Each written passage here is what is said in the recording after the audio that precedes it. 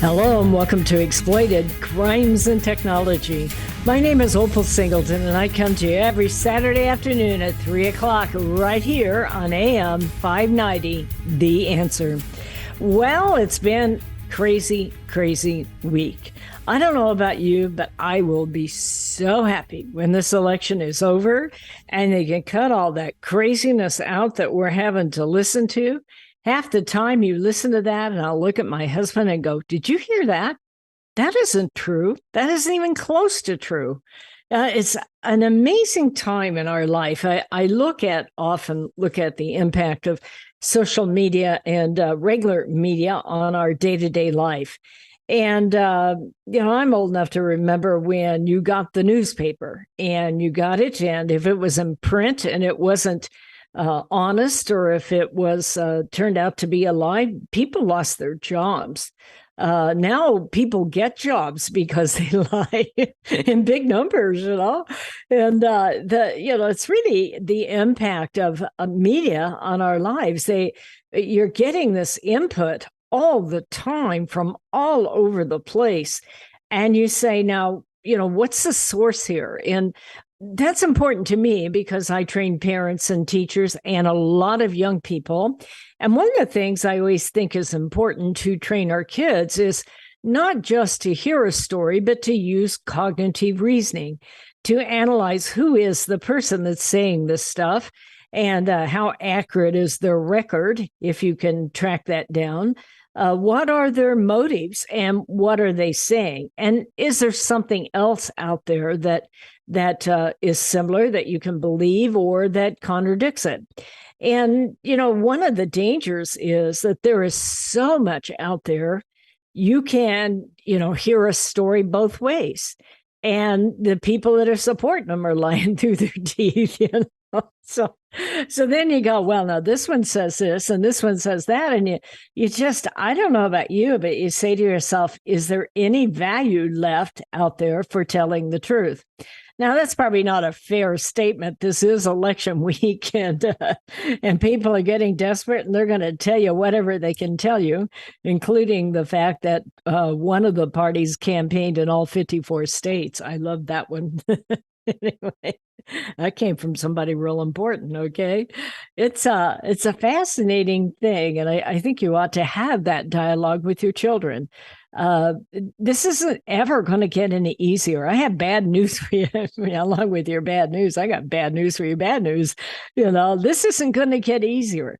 We really have to teach our children to begin to sort through the facts and who's saying what, and is there any evidence to that, so that we can begin to make rational decisions. And so that isn't easy. I was looking over Proposition 26 and 27.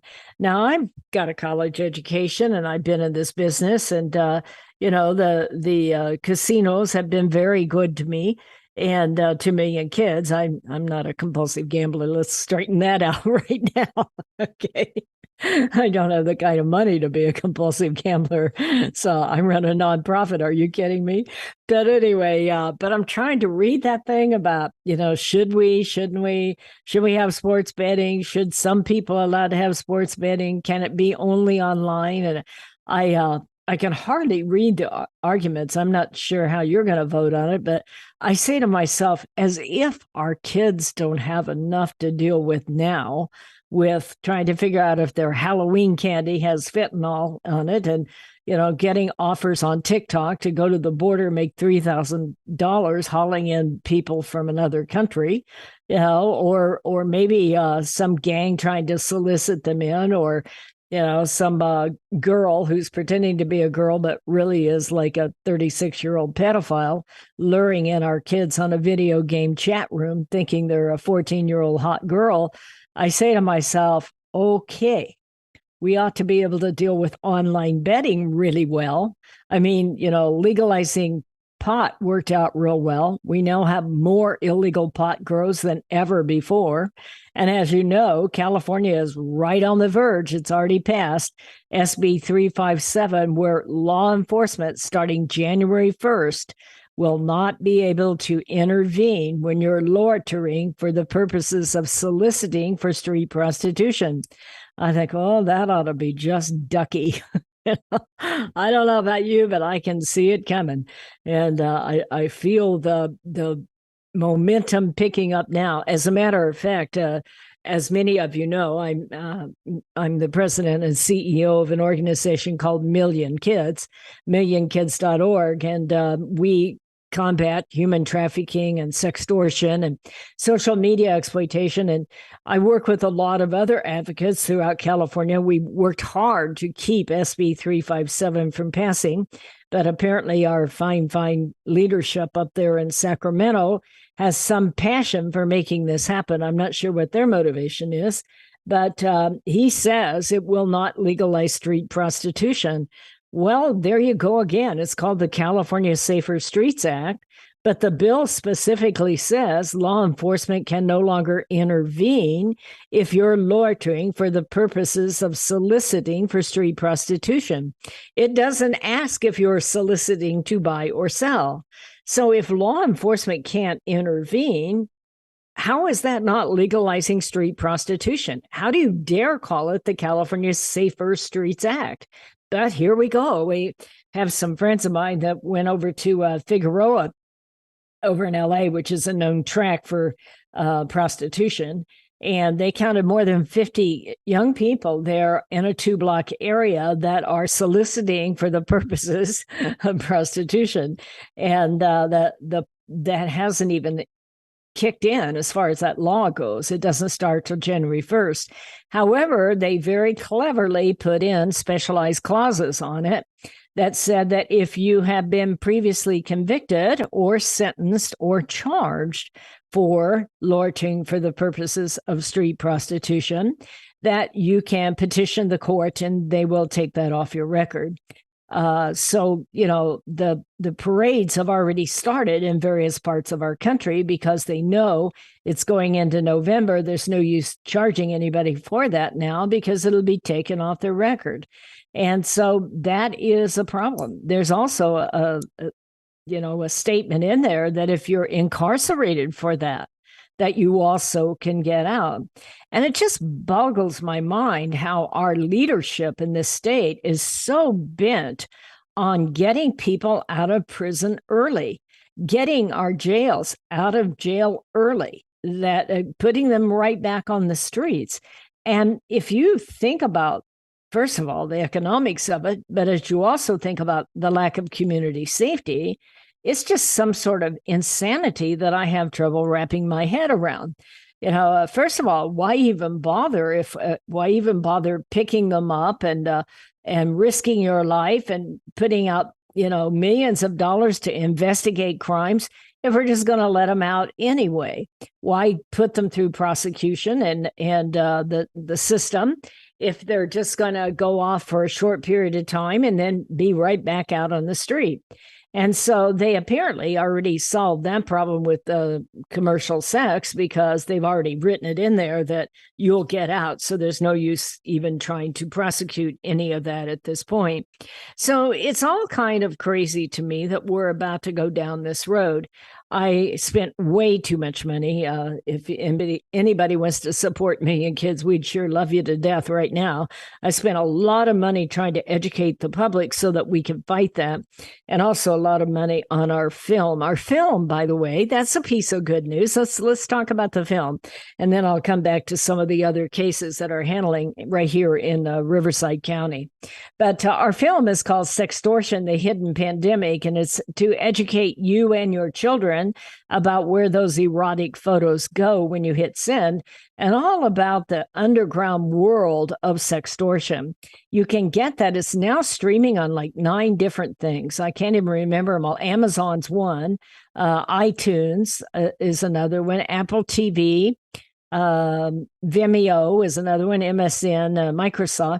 It's called Sextortion, the Hidden Pandemic. And I would really ask you to go and download that thing, share it with your family, share it with your grandkids, share it with your youth group at church, share it with your parent group at church, by the way.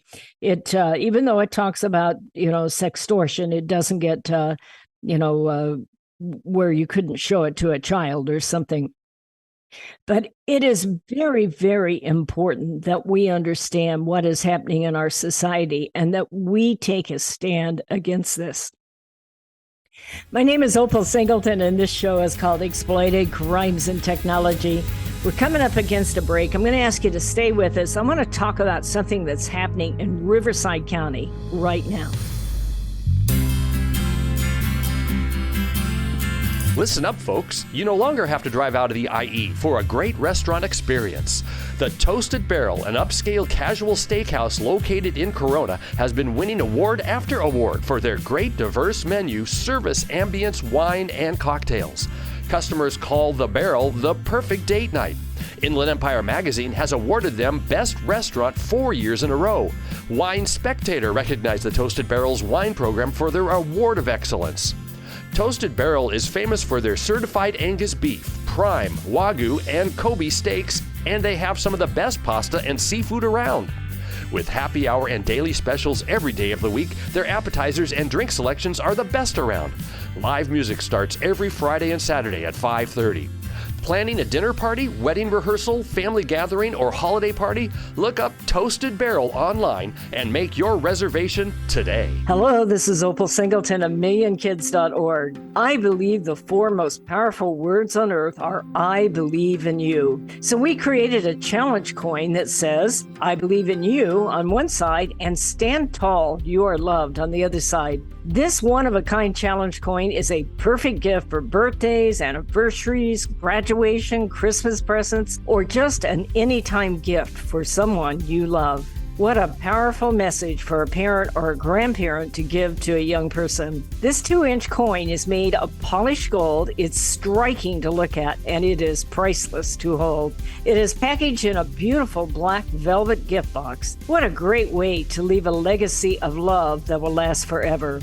To purchase this coin, go to millionkids.org/gallery. Each coin is $25. Go to millionkids.org/gallery to purchase and give a legacy of love. Real estate sales in the Inland Empire are really hot. Sellers and buyers recognize that these low interest rates will not last. Sean and Colleen at Caldwell Banker Armstrong Properties in Riverside are proud to sponsor this show. They are the best in the Inland Empire. They're fair, honest, creative, and they care about you and your situation. If you're in the market to buy or sell a home, call Sean and Colleen at 951-529-4066. AM 590, The Answer. Hello and welcome back to Exploited Crimes and Technology. This is Opal Singleton. I serve as the Training and Outreach Coordinator for the Riverside County Anti-Human Trafficking Task Force. And so I've been doing that about 12 years, and I get heavily involved in cases. I often sit with parents who have kids that are in trouble, and I try to do my very best to convince kids not to send those naked photos, which is why we made that movie in the first place. But there are times that I get involved in legislation, and I've spent the last 9 months combating legislation. I will tell you, I haven't been very successful. I have done everything I know to do, but they make it very clear on Capitol Hill that they may not value your opinion. So we're going to talk about some of that as we go. But first, this last week, we all, if you read Google and you deal with anything here locally in the Inland Empire, woke up to a headline. This one happens to be the Press Enterprise, but Fox 11 was reporting on it. A whole bunch of people reported on it. Headline, Riverside County DA, that would be my friend, Mike Hestrin. He doesn't know I call him friend, by the way, but I do admire Mike. Being the district attorney is not easy in any way, shape, or form. I've known several of them. I admire them. It is a very difficult job. However, it is probably one of the most critical jobs in all of government to make sure that people get justice. And this headline says, Riverside County DA criticizes local judges for dismissing 200 cases. Now, I'm going to tell you, I'm not going to take a side, but I want you to know about this because I feel like it's really, really tragic, and I hope it gets straightened out. Right after I read that, I got out my ballot and said, who is running for judge? One of the things I feel real strong about is you better know who you're voting for. First of all, please, please, please, if you have not, please vote. I don't care whether you vote for or against something I'm for or against. I don't care. But we are very quickly losing our freedoms. And if for nothing else, you need to make your voice heard, and you also need to teach the value of that to your children and your grandchildren. You know, I have over 3 million frequent flyer miles. I've been to places like Palestine and Egypt and Colombia and Cambodia. I go really fun places. I've been to some fun places too, okay? But my point is, freedom is a treasure we need to treasure. And as long as we have the right to vote, then we have the right to speak out. And when that reaches that point where you can't, and that's one of the things that very much concerns me with all this disinformation stuff that you hear out there. Who decides what's disinformation? And for another person to simply be able to remove your right to say it online, say it in person, you know, for another person to decide that, you no longer have democracy. For another person to decide if you are, what you're saying is right, wrong, or indifferent, and keep you from saying it, means that you are losing the freedom to express yourself. And this nation was built on a nation where we had free speech, whether it's by social media or any other way. And I know countries, I'm not going to name them because they know me, some of them, but I know countries that actually have social media task forces, and all of your social media is routed through the government where they look at it. And they decide whether or not you are compliant or not. And if you are not compliant, you can actually go to prison for 5 years for treason. So we have to protect our right of free speech more than anything else. Well, back to my argument, or not my argument, the headline here. Riverside County DA criticizes local judges for dismissing 200 cases. I read that and said, what the heck is this thing?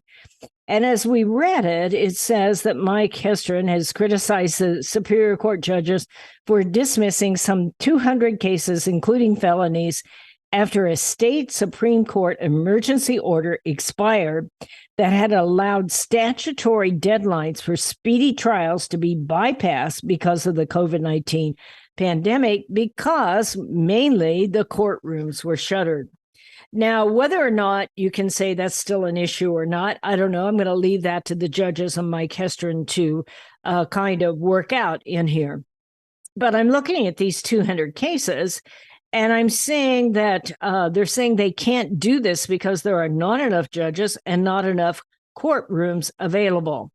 Well, DA Hestrin is blaming the backlog of 2,800 cases.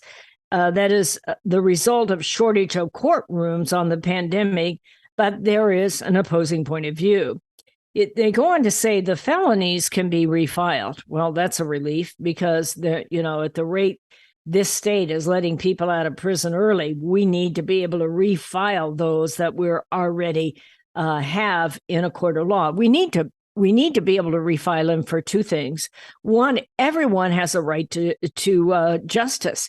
They have a right to have their hearing heard. And whether you think they're guilty or not guilty, even in the most egregious cases, this is still America, and they still have a right to be heard. As this article went on, the felonies that can be refiled, and the DA is promising to do so. So what is happening here, though, is the misdemeanors cannot be charged. So among those misdemeanor counts have been dismissed is Sean Edward Ortiz. This is a senior pastor at New Beginnings Community Church in Arupa. I know I've spoken out there. It's been about 1.5 years, but they were a great young church there. This senior pastor was accused of sexual battery on a 17-year-old congregant. The victim has pleaded with the court, please do not dismiss this case.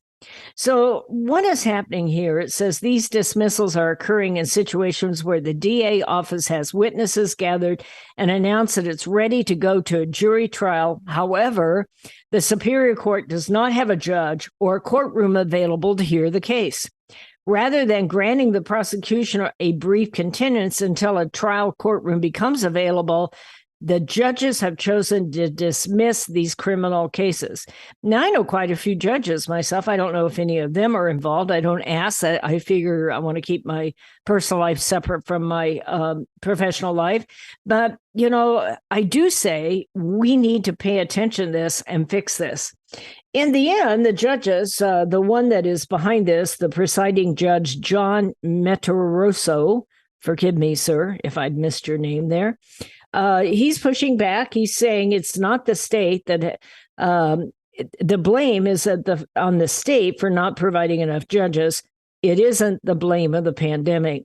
As you start to read into this, you start to find out that Riverside County has 90 funded judgeships, some of which are vacant. A 2020 judicial needs assessment study published by the State Judicial Council said the county actually needs 115 judges.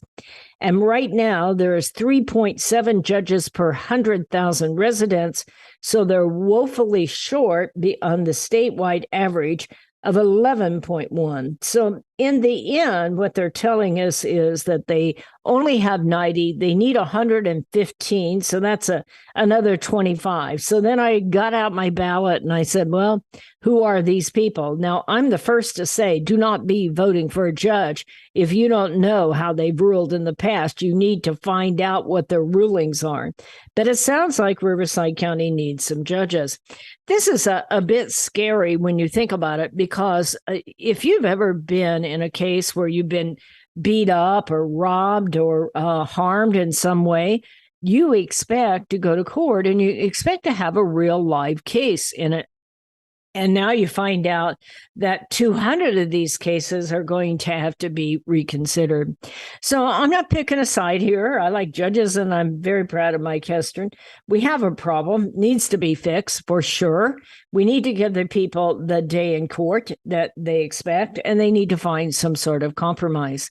Having said that, even with the conflict in Riverside County in between these two going on, I'm going to tell you that I work throughout the state of California, and I'm very, very proud of our county for having strong law enforcement leadership and strong prosecutorial leadership and strong judges leadership. There are other counties where you don't get anything even close to this.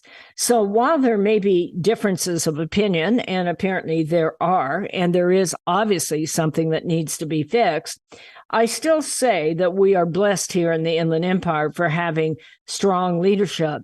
I say that because it's very important when you go to vote in the next few days that you vote your conscience, you vote your heart, you vote what you think is right.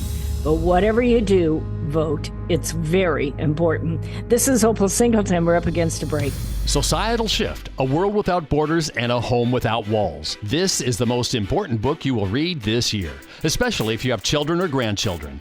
We are living at the most important time in all of history. In 2020, the entire world will be connected by internet, more than 6 billion people coming together.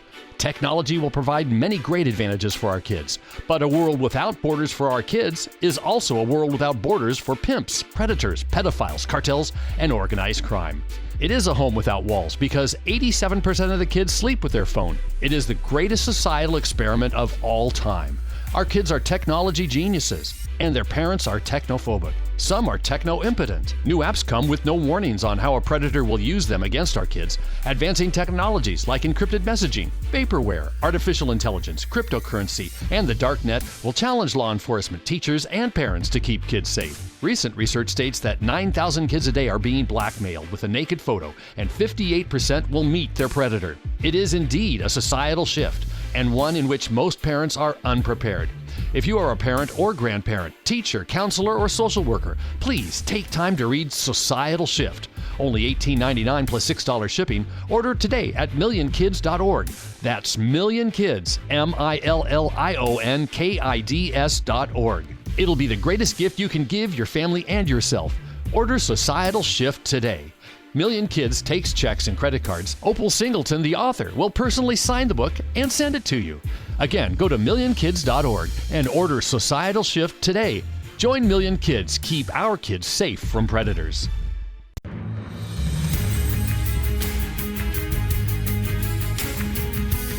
Hello and welcome back to Exploited Crimes and Technology. This is Opal Singleton. I'm the president of Million Kids. We've been around about 15 years, 12 years here locally. And, when I go out into the public and I meet you guys, half the time I live here in a little bunker and do all this online, a lot of it. But I also, in the last 6 weeks, have been traveling a lot, training a lot of code enforcement people. By the way, code enforcement gets a bad name. Many of them are very caring people. And they want to understand what to look for, especially if a child is being violated. I have the privilege of going over to Arizona and training all their probation and their Supreme Courts and their courts. So I'm very, very blessed to know some just incredible people. One of them is a fellow by the name of Aaron Wolf. He is an investigator for the Riverside County Anti-Human Trafficking Task Force. And he is the guy back in 2010 that I met. And I met him through a lady named Woody Rucker. I don't know if any of you knew Woody. Woody has long passed, but an incredible lady. She happened to be a Black lady, just a dynamo leader. And she held a meeting one night over at Bobby Bonds, I think it was called, or something like that, or maybe it was Boardwell Park. And it was about human trafficking. This is 2010. And I went, and I was the only person who showed up at that meeting. They had 4 speakers, and I was the audience. So they kept me very busy. But one of them was a gentleman by the name of Aaron Wolf. And Aaron was, at the time, he was just a deputy out at the sheriff department, but he is a true leader. And he's, been promoted a few times, and he wanted to come back to the Human Trafficking Task Force. And he reports to my boss, who happens to be Sergeant Jose Tiarina. And I think the world of all these people. We have some incredible men and women who go out in the middle of the night and put their lives on the line. They leave their own wives and husbands and children and go out to rescue someone who's found themselves in forced prostitution. And I take that very seriously. People say, well, if a woman wants to sell her body, she ought to be allowed to do that. Well, if you're an adult woman and that's what you choose, that's your business. It's your body.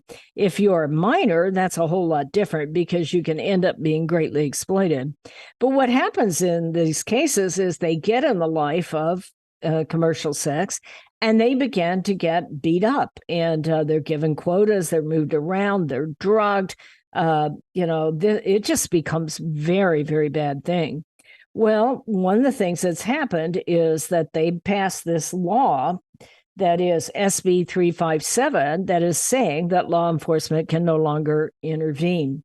So nobody really quite knows how this is going to go out because, if you can't intervene when a person's out there and you can see them with a black eye and somebody managing them there and taking all their money, how do you intervene to rescue her? And by the same token, there's a whole lot of 16, 17-year-olds that look 19. So if you can't intervene, how are you going to figure out which ones are the kids? Well, the Riverside County Sheriff Department was interviewed, Aaron Wolf was, out in the desert. And it's an excellent interview that is on Million Kids' Facebook page. By the way, if you don't follow Million Kids on Facebook, you should. I'm not a fan of Facebook, but, it's how we communicate. So we're on there. We're IE Million Kids, and you'll see we're a 501c3 nonprofit. And this interview for Aaron is on there. And it's a great interview. But the reason I'm taking your time for it is he gives us some really interesting information that I did not know, even though I had been in the business for a long time. So Aaron, in this interview, talks about how human trafficking happens. But one of the statistics he gave that was interesting, it says, to make it hit home a little harder, According to the Los Angeles Police Department and the Las Vegas Metro Police Department, they see more runaway children on their tracks, meaning walking the streets for prostitution.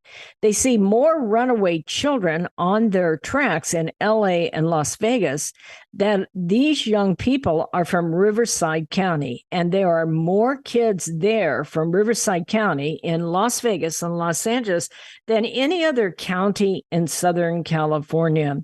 So for those individuals who believe we do not have a child exploitation problem, they are greatly mistaken, Investigator Wolf says.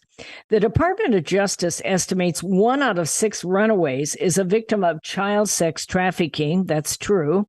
Riverside County averaging 4,500 to 5,500 runaways per year. Because Riverside County does not have a destination track, well, they didn't because our law enforcement officers did what they had to do to make sure that that went away. But it's going to be back with the new law. But right now, we are a central hub for recruiting, as our runaways are often taken to LA County, Orange County, San Diego County, San Bernardino County, and the Las Vegas commercial sex tracks where they are sexually exploited. That is a quote from Investigator Aaron Wolf. Well, I'm very concerned about all of that because starting January 1st, your SB 357 is about to kick in. Your California Safer Streets Act, if you believe that. So I'm asking you to think about a lot of these things. I don't know really what we can do. We're outnumbered. Obviously, I mean, I worked and made my voice known even on Capitol Hill up in Sacramento. But it really is going to come back to starting with your children and making sure they understand what is happening and what is truth and what life will be like if they decide to take the low road. You know, we can't change all these politics. Now, we can vote. And, I'm hoping that the voting makes some difference. The problem of it is that we weren't allowed to vote on a lot of these bills. We weren't allowed to vote on SB 107 that says 12-year-olds from all over the nation can come to California at our expense and get a sex change operation, and we will not involve their parents in any way. And in fact, we will protect their privacy even from their parents. That's SB 107. You need to look up these bills and find out who it was that voted for those and think that out before you vote, because we don't get a chance to vote on it. I always find that interesting. You know, if California is going to be a sanctuary state, shouldn't we have the right to vote on that? You know, if we're going to allow street prostitution in front of our churches, in front of our schools, in front of our businesses, in front of our homes, shouldn't we be considered for that and allowed to vote on it? But we're not. You have to be careful who you're voting for and what they are voting for. If young people are allowed to come in all over the United States to get an abortion, or SB 107, get a gender change operation that we are paying for and we're keeping their family and their parents out, shouldn't we, the people of California, vote for politicians who allow us to vote for those decisions? But that is not how it is working today, and I am very, very concerned about it. I would ask you to follow us. I'd ask you to write to me if you agree or disagree. You can do that at Opal, OPAL, at millionkids.org, MILLION, millionkids.org. I'll be happy to take your email. And if you want to support our work financially, it would just tickle me pink, because this is tough work. And it's taken everything we have to fight this baby. It's like we need a bigger cannon somehow. But I ask you to take a look at the judges this time when you're voting, because it was a judge up in Sacramento, Alan Sumner, that voted to allow sex offenders to get out early in the state of California, get out of prison early. And it was Fourth Justice Sakaiway that said that if the California voter had not wanted to let sex offenders out early, they would not have passed Proposition 57. Now, you and I never ever understood. That didn't say one word whether it included sex offenders or not when we all voted for Proposition 57. I did not vote for it, by the way, but I want to clean that up. But, so much is left unsaid. Read these bills, know who you're voting for, ask questions, do your Google research. And that's going to be tainted, by the way, probably by depending on what site you use. But we need to understand, and we need to take our rights back, in my opinion, and we need to teach our children to ask what is truth and what is not. This is Opal Singleton. Last break. Be right back.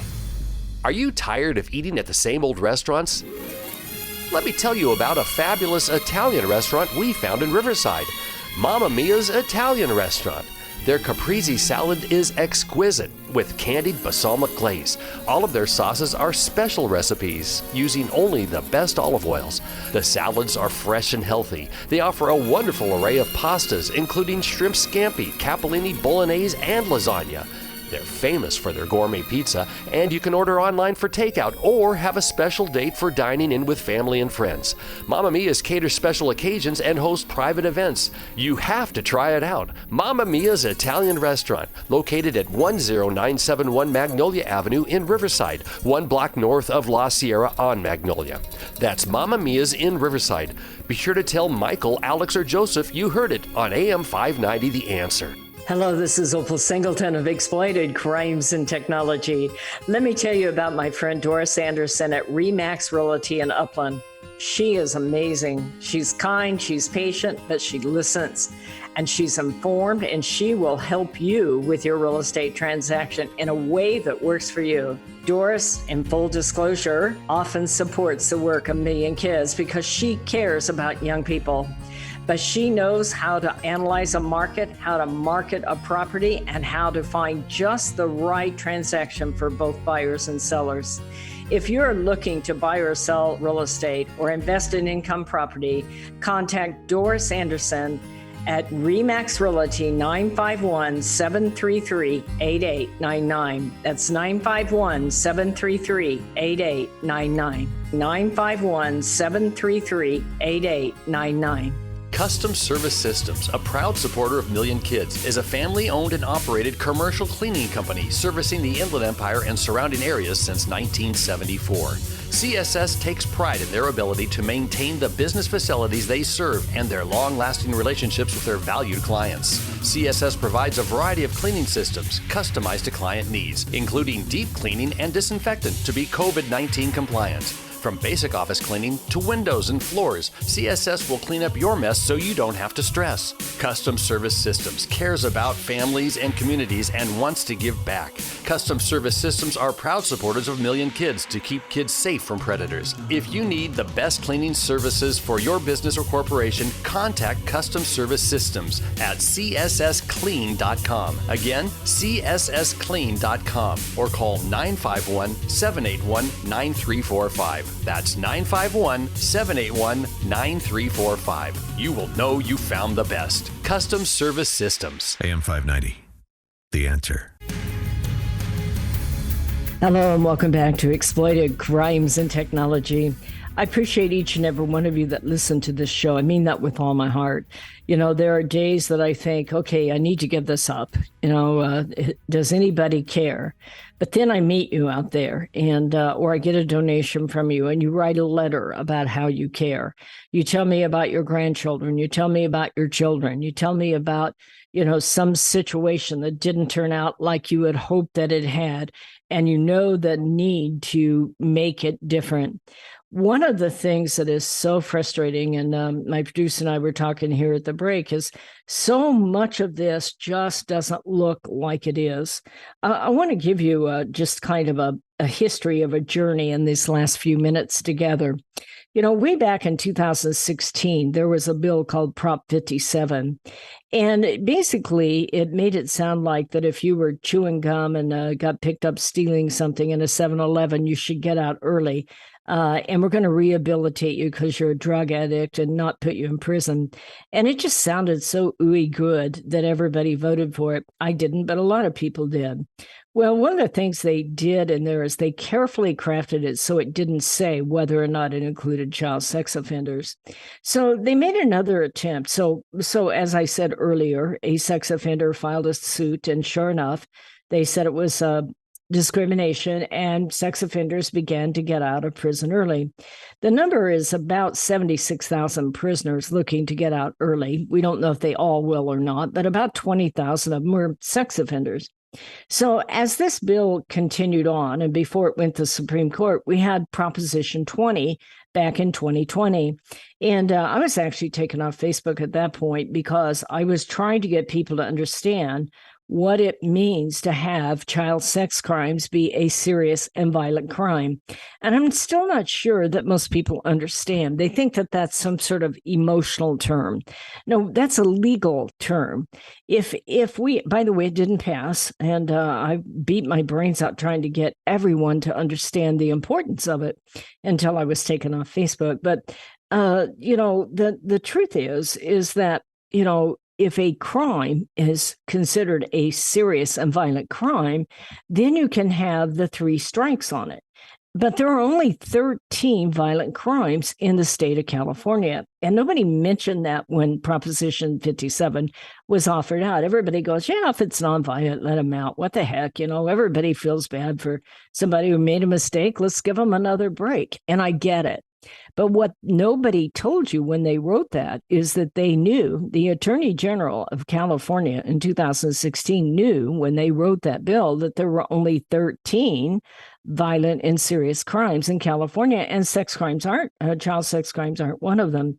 So we had really hoped in 2020 that we would be able to get this thing to pass so that, if you're raped by let's say you're a minor, let's say you're 15 and you're raped by a gang member who's carrying a gun, you get extended time in prison for additional consideration, because you're carrying a gun, you're a gang member like that, you can have enhanced sentencing. Well, it didn't pass. So we don't have that in California. California is child sex crimes are not considered violent or serious crimes. This last year, as we were fighting this SB 357, a district attorney out of Kern County, who I have the greatest respect for up there, presented, and 28 other DAs signed on to it, including our own Mike Hestrin. It was SB 1024. And I sat here by Zoom and watched these bills. I didn't know until I started getting into this that you can actually watch the bill go through the different committees, the Public Safety Committee, and through the House and over to the Assembly and like that.